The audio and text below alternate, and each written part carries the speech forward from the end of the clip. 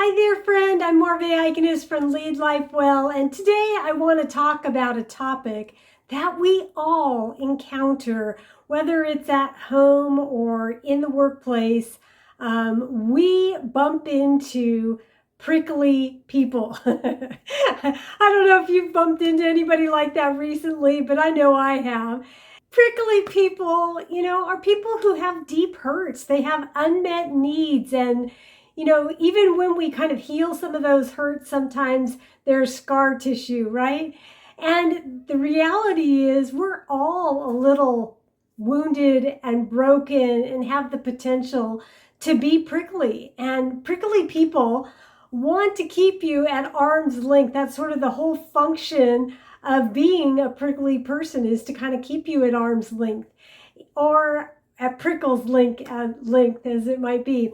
And at the same time, we were all made for connection and want very much to be loved.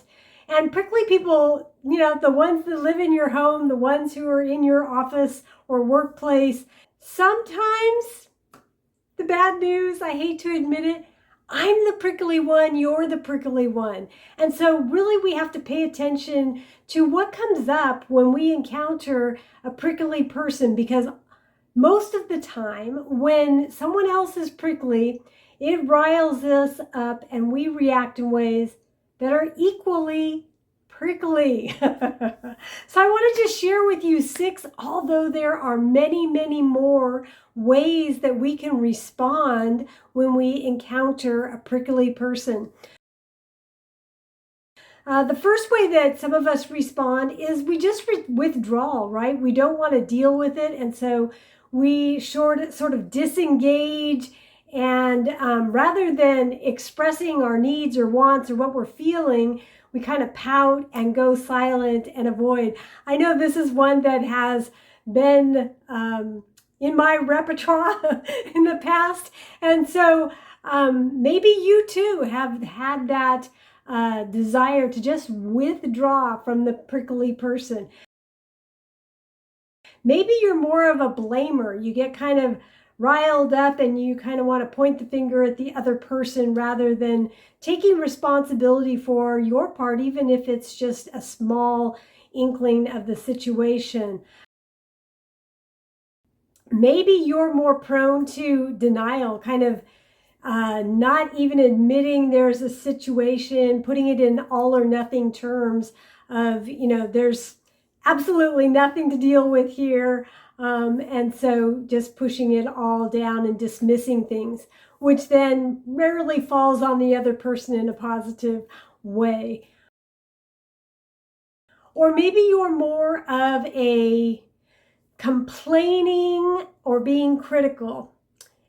And I know for those of you who are familiar with DISC and are Cs like me, we can move into that complaining and critical place rather than being vulnerable and expressing what it is we really would like to have. We concentrate on the thing that we're not getting, which rarely gets us that thing.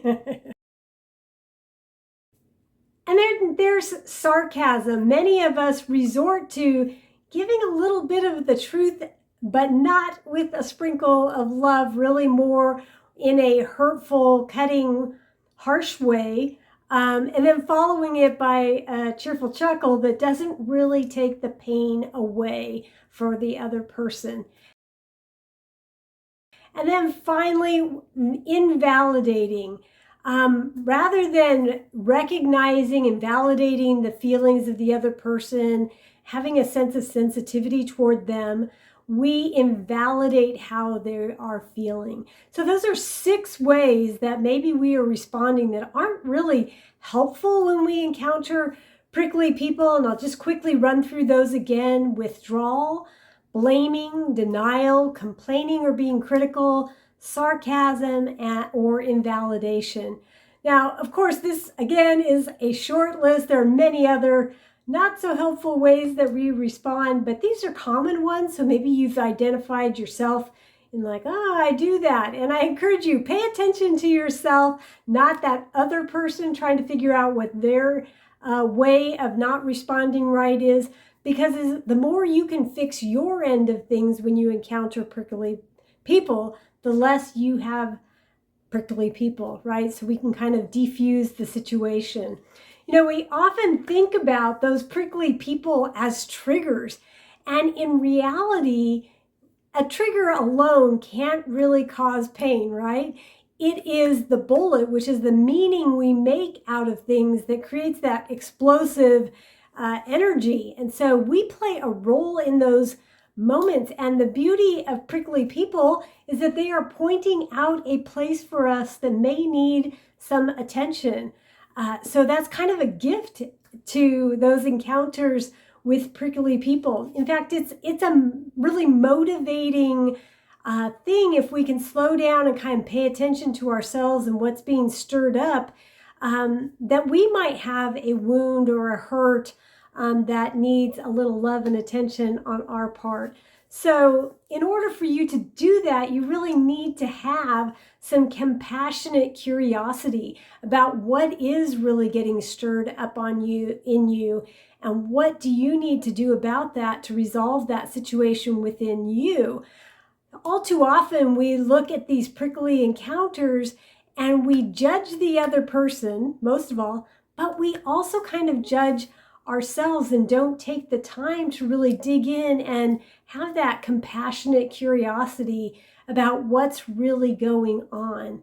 So no doubt you'll have a moment to practice with a prickly person in the very near future. And I encourage you to, rather than react, take a moment, breathe, and kind of contemplate what it is that's getting stirred up inside of you.